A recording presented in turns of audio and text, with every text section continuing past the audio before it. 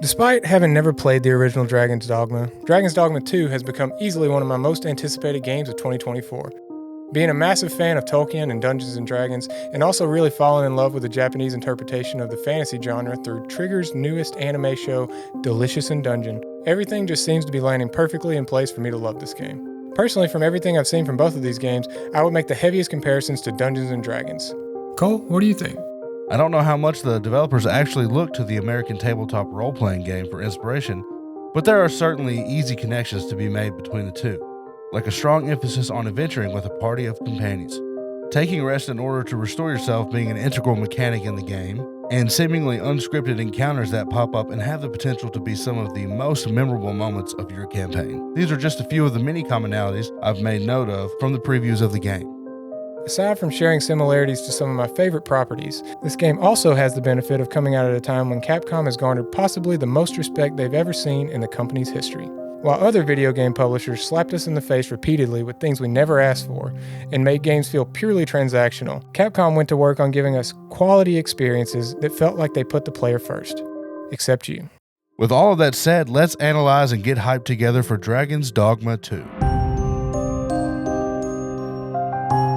You are an Arisen, a warrior destined for greatness. Dragon's Dogma 2 takes place in a parallel world from the first Dragon's Dogma.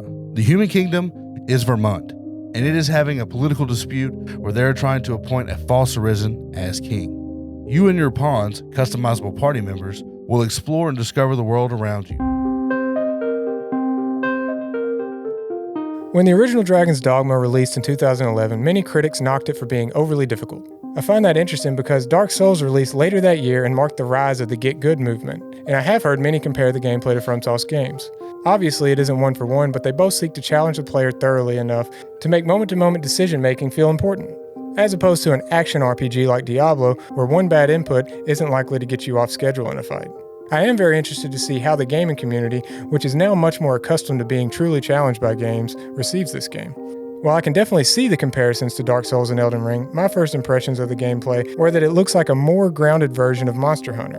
Battles with giant foes seem to have that same flow to them, which gets me excited because my only real complaint with Monster Hunter is the rigid mission structure of the hunts. Being able to come across giant boss fights in a fully explorable open world is more interesting to me personally.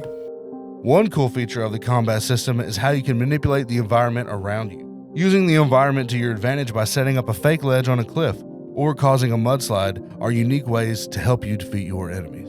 One of the most important features of Dragon's Dogma 2's gameplay is the pawn system. The developers have said that they want pawns to feel like a friend who's playing the game, sitting next to you, and giving you advice. So these friendly NPC companions will be helping to guide you as you journey through the world of Grancis by helping you locate points of interest.